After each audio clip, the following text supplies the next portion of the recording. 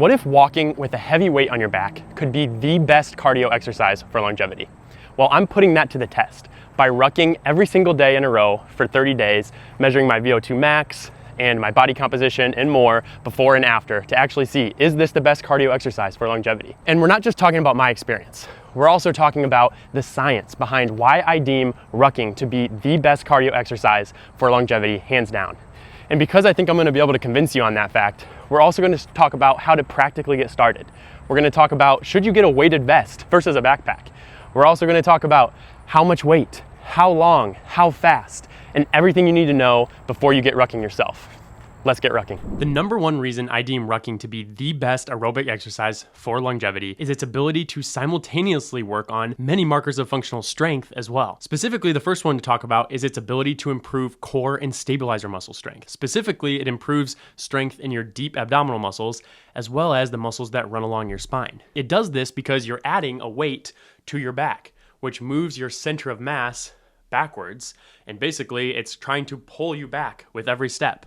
So in order to not fall over, you engage your core, you engage those muscles along your spine to remain stable and to promote balance so you don't actually fall over. And improving these core and stabilizer muscle strength and improving your balance and your stability is super important as we age. As many people, when they age, they lose this ability to balance. And there are multiple studies demonstrating the fact that the better balance ability you have, the longer you're going to live. Outside of core and stabilizer strength, rucking also works on leg functional strength as well. Specifically, studies note that it improves concentric or pushing off strength in the muscles surrounding the knees and the ankles the most, and it works on eccentric or braking strength in the muscles surrounding the hips the most. And rucking isn't going to produce increased muscle mass per se, but this functional strength and specifically this eccentric strength is going to be a huge benefit when it comes to longevity. Specifically, that eccentric strength in the muscles surrounding the hip is super important for walking downstairs and bracing yourself as you take the step down the stair, or walking across difficult terrain. This eccentric braking strength is super important for not toppling over and falling. And falling is one of the leading causes of morbidity and injury in individuals over the age of 65. So by working on this strength, you're really decreasing your injury risk as you age. And not only does rucking provide muscular strength, but it also provides bone strength as well by increasing bone mineral density. Super important for inhibiting osteoporosis, osteopenia, or just fractures of any kind. According to the mechanostat theory or Wolff's law, essentially when your bones are under a load or a strain, your body will then increase bone building activity so that your bones become stronger, and next time you encounter that load or strain, your bones won't fracture. It's very similar to how we lift weights and then your muscles adapt so that they can lift heavier weights next time. So the first part of that theory is that your bones need to be exposed to a load or a strain, period. So aerobic activities like cycling or swimming are not going to be good at increasing bone mineral density, and studies prove this. And then for activities that do provide a load or a strain on the bone, there's ways to optimize that exercise to get the most bone mineral density or the most bone building activity. And according to the studies, the way to do that is to make the exercise dynamic, high intensity, containing intermittent bouts, and variable loads. And based on these criteria, rucking is great at building bone mineral density due to the fact that the extra weight causes dynamic movements, variable loading, and you can increase the weight and increase the speed to really give high intensity. All of this makes it much better than walking for increasing bone mineral density. However, running probably does have rucking beat when it comes to increasing bone mineral density, just slightly due to those higher peak forces of every stride hitting the ground. However, those high peak forces also make running more injury prone when both rucking and running are done correctly. And that is why I think rucking is the best blend of increasing bone mineral density while also preventing injury. And the reason rucking is less injury prone than running is again due to those high peak forces. Specifically, studies have noted that running places 8 times your body weight in force on your knee joints with every stride, compared to walking, which only places 3 times your body weight of force on your knee joints with every stride. And rucking is essentially just walking with weight on your back. And even by adding a lot of weight to your back,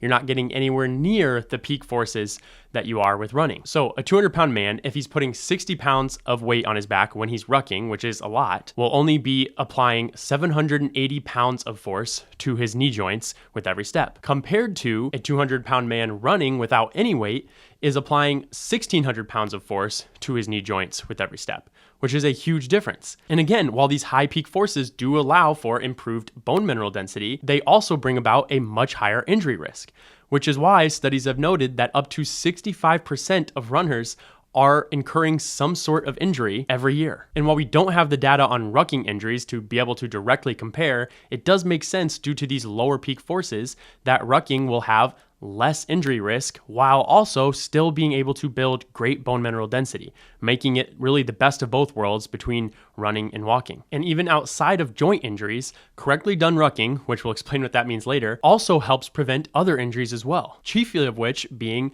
preventing low back pain and injury, which is one of the most common causes of prohibiting health span or getting actual quality years of life, as 8% of the global population is currently struggling with chronic low back pain. But how does proper rucking actually help us with this? Well, in the day of age where everyone's sitting at their desk and working, typing on a computer, all slouched over, rucking helps us do the exact opposite. It puts us into spinal extension instead of being in spinal flexion all day.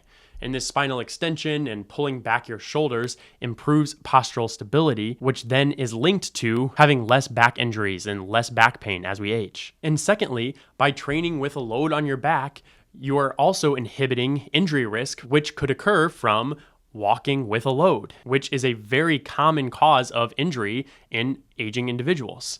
And while the load is generally more carried in your hands or carried some other way compared to on your back, a lot of the spinal and core stability work that you're working on will transfer to those other scenarios, and you'll be less likely to get a lower back injury from carrying in the real world. And even though it gives us all this functional strength, bone mineral density, and injury prevention, rucking still stacks up with other aerobic training methods when it comes to improving cardiorespiratory fitness and specifically VO2 max.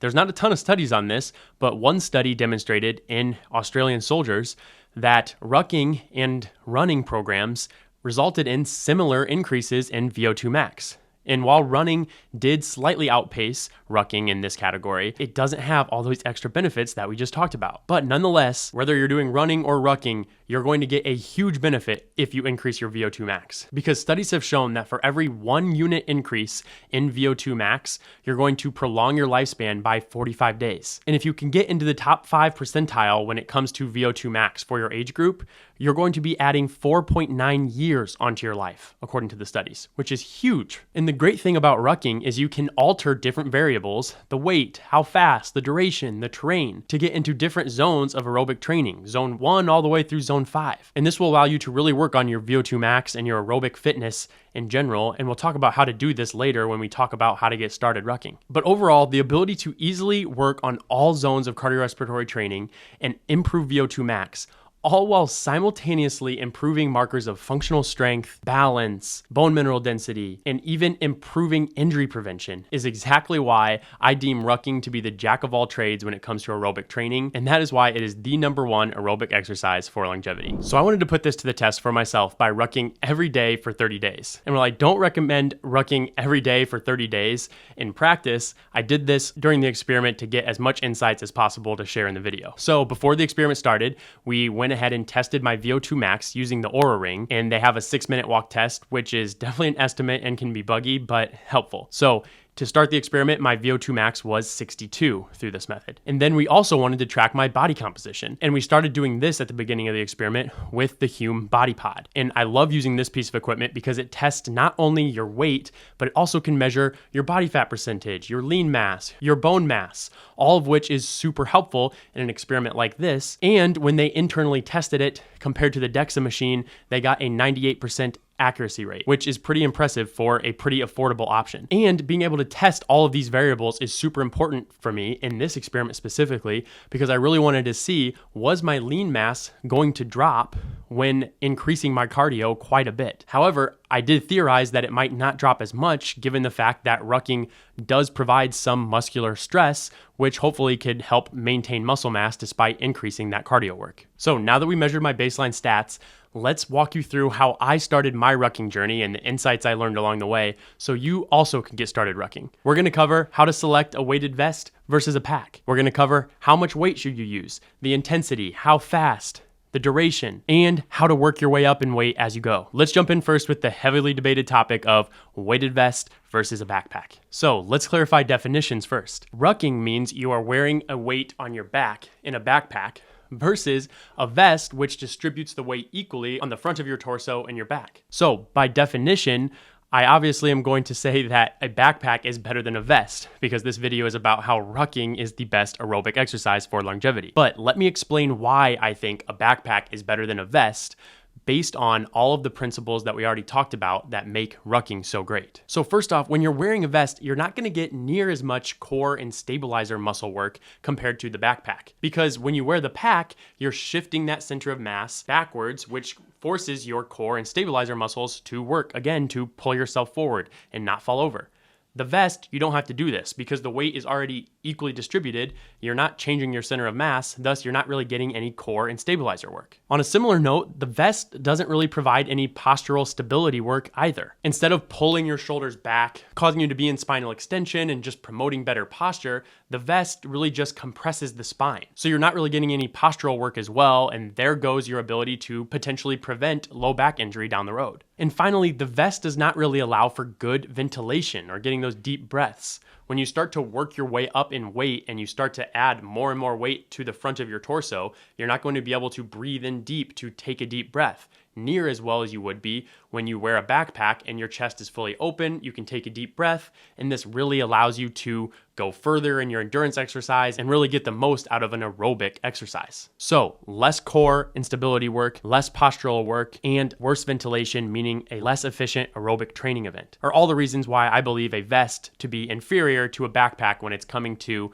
longevity aerobic training. But that being said, that doesn't mean a weighted vest is all wrong. It still has the benefits of improving functional leg strength, although maybe not as much as a backpack. It's still going to improve bone mineral density, and it's still going to be lower injury risk than running. So it's still a great option if that's the route you have to go. And it can also be used in the gym better than a backpack can. So for pull-ups, push-ups, or other gym-based activities, a vest is obviously the way to go. But if you are searching for the best way to go for improving your longevity and improving your aerobic training as a whole, a backpack is the way to go. But how do you select a backpack that will actually work for rucking? Well, one of the most important aspects is looking for a pack in which you can load the weight in your mid to upper back, or specifically your lower to mid thoracic spine. This is important because if your backpack is carrying the weight too low, more towards your lumbar spine, then this is going to cause you to lean forward unnecessarily and put a lot of stress on your spine, which can lead to low back injury and foot injury. And the studies on rucking have talked about this. Furthermore, placing loads higher up in your back at that thoracic spine level is also going to be better at safely training those core and stabilizer muscles. The studies note that putting the load near your thoracic spine is going to cause more constant destabilizations and cause you to have to really work on balance more. Thus, when the destabilizations occur, your core and stabilizer muscles kick in, and thus you're gaining more functional strength here compared to if you had a load placed lower on your back. Outside of how high you want the weight placed, you also want to make sure that the weight is stable in the pack and that it is close to your spine as possible. If the weight is not stable and it's banging around with every step, that's going to get very uncomfortable over time, and that's going to make you stop sooner than you probably would have if the weight was stable. It's also going to lead to more injury risk. Also, having the weight far away from your spine is also going to lead to more injury risk because that causes extra torque on your spine that is unnecessary. Compared to having it closer to your spine, you're having less unnecessary torque and thus less injury risk. And then you also want something that has enough padding in the back and especially in the shoulders and actually allow you to complete the ruck over semi-long distances. The workout here is not the extra stabbing pain in your shoulders that would happen if you have unpadded shoulder straps. So if you can inhibit this uncomfortable feeling, you can actually get the most out of your rucking experience. And one way to inhibit this feeling is actually getting some real padded shoulder straps. When it comes to finding a bag that fits these requirements, you can definitely just start with any old bag and then stuff it with clothes, towels, rags, whatever, to actually make the weight stay in the location that you want to. However, as you work your way up in weight, you'll probably find that it's difficult to actually maintain the weight in the correct position. It'll start to sag down to your lumbar spine or drift away from your spine. And both of those, again, are going to be problematic. So when you've upped the weight to that point, you might need to upgrade the bag. And for me, I upgraded to the Rucker 4.0. They are not the ones sponsoring this video, but I just did a lot of research on this and I really loved the quality of construction that they provided. The fact that they have 2 dedicated pockets that are in the correct location along your spine and hold the weight very stably there, and I've loved it. They also have a cheaper option. It's called a Ruck plate carrier. My wife's actually been using that one and it's also loved it. Puts the weight at the correct location on the spine and just holds the plate, so it's a lot cheaper and a good affordable option if you don't think you're going to be going up too much in weight, to where the Rucker, which carries 75 pounds, would be more beneficial than the Ruck plate carrier in that instance. But for weight, I went with the Yes for All plates from Amazon. They're much cheaper than the Ruck plates, and to me, weight is weight. They fit great in the bag and they've worked perfectly for me. But regardless of what bag you select, how do you fit it to yourself and wear it in a way that prevents injury and also just gets you the most out of your rucking experience? Well, the first thing to talk about is the shoulder straps. And you want it to be snug enough around the shoulders to inhibit the bag from jostling around, but you also don't want it too tight to cut off circulation or impinge on nerves. There's actually this thing called backpack or rucksack palsy, which essentially happens when the backpack is too tight and it impinges on the brachial plexus, or the nerves that come out of the neck and then feed the arm and hand. If you are doing this and you're putting too much traction or too much compression on the brachial plexus and those nerves, you're going to start to feel numbness and tingling all the way down to your hands. If you're doing this, you really need to 1, loosen the shoulder straps a bit, and 2, make sure that the weight is not too heavy. Another way to inhibit this is using a hip belt.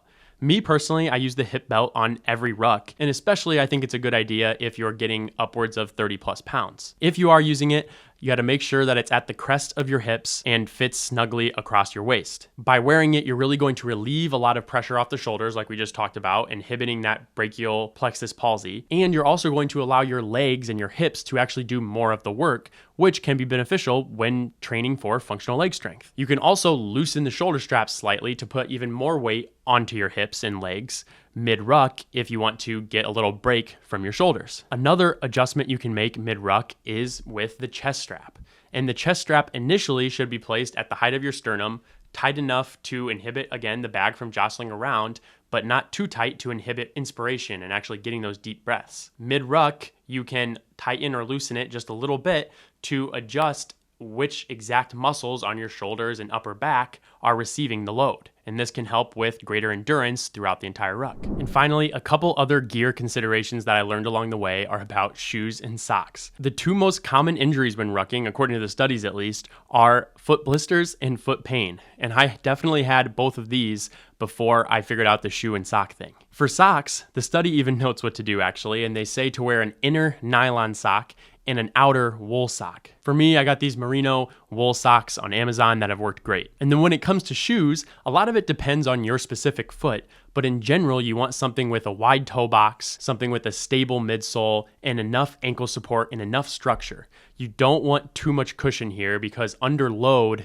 that actually bites you in the butt. And I learned that the hard way. For me, I got lucky and found a pair of used GoRuck Mackles on eBay, and they worked great for me and have been much better than my standard running shoe. So now that you've got your gear all set up and fitted properly, let's discuss how much weight, how fast, the duration, the terrain, all of those variables to actually get started rucking and work on your longevity as optimally as possible while still preventing injury. And again, it's important to start with the fact that we can manipulate all of those variables I just mentioned to get into really any zone of aerobic training. And as far as which zone you should be spending time in, that's really a topic for a whole separate video. But to be brief here, for longevity purposes, I really like the polarized model of training. Essentially what that means is you spend 80% of your time in zone 2, which is your steady state, lower intensity cardio that builds an aerobic base. And then you spend 20% of your time in zone 3 and 4, and maybe a little bit in zone 5, which are much higher intensity aerobic training. Think high intensity interval training or interval training, threshold training, etc. Zone 2 is great for longevity, and that's why it's 80% of your time. And it's great for longevity because it's the best zone at stimulating mitochondrial biogenesis. And mitochondrial health is obviously super important for longevity. Zone 2 also inhibits fatigue and inhibits injury risk by not being too intense. Thus, you can stack it on top of strength and resistance training pretty easily, which is another great reason to use it for longevity training. And all of this, and it can still increase your VO2 max slightly. However, to really increase your VO2 max, that's where zone 3, 4, and 5 come in, which have been demonstrated to improve VO2 max slightly more than zone 2. And again, VO2 max super correlated with longevity, which is why I would be sure to throw in some zone 3 to 4 training as well. So if you were just rucking for your aerobic training, I would adjust the weight, the speed, and the duration to be in zone 2, 80% of your training time. And then I would adjust those same variables on different days to be in zone 3 and 4 for 20% of your total training time. And since most of that time, again, will be spent in zone 2, for the rest of the discussion here, we're going to be talking about how to adjust the variables to get into zone 2. And being in zone 2 essentially means that you are not accumulating lactate while you train. And more practically, what this means is that you should be training at a heart rate of about 60 to 70% of your max heart rate, as an estimate. And even more practically, what this means is that you should be able to talk and carry on a conversation while you are training. Granted, carrying on that conversation should take effort and should be difficult. And if you push yourself even a little bit further, then you would fall into not being able to have a conversation. That's right on the edge and right where you want to be with zone 2 training. And in general, if you're doing zone 2 training, you should be training for at least about 45 minutes to allow for mitochondrial adaptation and actually utilizing fat as a fuel source for a significant amount of time. But outside of just duration, how do we modify the variables, the weight, the speed, the duration, the terrain, to actually maintain zone 2 or other zones while still preventing injury? Well, the linchpin for this process is selecting your weight. And for this, I would recommend starting at about 10 to 15% of your body weight and then slowly, incrementally working your way up to a max of 35% of your body weight. Starting at a lower weight like this is super important for injury prevention because if you just throw on 50 to 60 pounds on your back, that is just a recipe for disaster, for low back injuries, feet injuries, and it's almost certainly going to happen if you do that because your back is likely not used to carrying that type of weight. And for similar reasons, it's very important to not really go past a max of 35%, even if you are slowly working your way up properly. Anecdotally, from rucking experts, aka military personnel, as well as from the studies, it's been noted that rucking with heavy weights really does lead to low back injury and joint injury, especially, even in those who are old hat at rucking. So my general advice is this. Start with, again, 10 to 15% of your body weight on your back, and then walk as fast as you need to get into zone 2. Once you are unable to get into zone 2 with walking at a normal gait, then it's time to up your weight and do this in 5 to 10 pound increments all the way up to a max of 35% of your weight. And when you're starting out, I'd give yourself at least 4 to 5 sessions at a weight until you move up. This will hopefully give you time to actually condition your back and get it used to carrying that amount of load. And when you do go up in weight, you'll know you're going up in weight too fast if you start to experience worsening back pain, sharp shoulder pain, worsening foot blisters, etc. If that's the case, take some off days and then go back to the lower weight and do that for a few more days before increasing. On the flip side, you'll know that you're progressing in a correct manner if you're feeling recovered in 24 to 36 hours, and your joints feel stable after a ruck, and your gait is also staying normal during the ruck. And with that proper progression, once you make it all the way up to 35% of your body weight, then you can really start to manipulate the variables, change them around to get into different zones depending on how much time you have or to just fit your training schedule. For instance, if you only have 20 to 30 minutes, then maybe go with your max weight, that 35% of your body weight, and walk as fast as you can up a hill, and you'll be able to get into that zone 3 and 4. Compared to if you have greater than 45 minutes, then strap on a sub-maximal weight and walk to whatever speed it takes to get into zone 2 for that entire time. And then truthfully,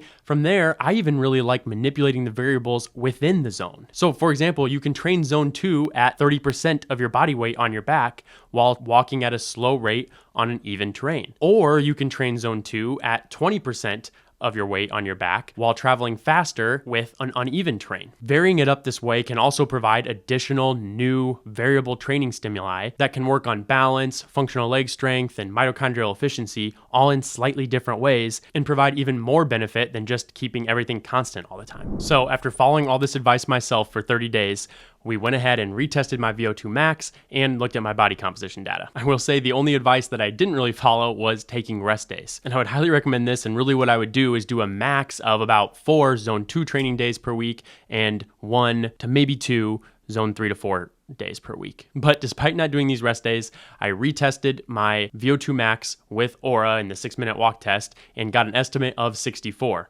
This time it's actually even more of an estimate because the Aura Ring kept airing out on me.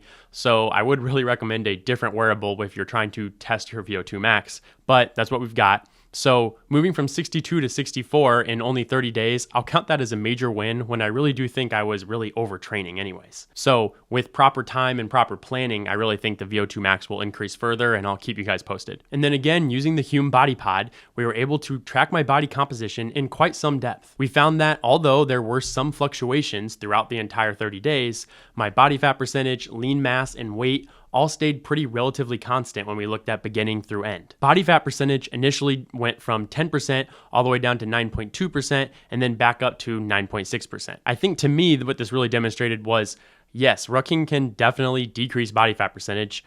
For me, my body doesn't really like to live around 9%, so I definitely ate more to compensate and then jumped back up to 9.6. Lean mass also fluctuated day to day. It went up, then down, and then back up, but stayed relatively stable around 155 pounds, which again, major win to me.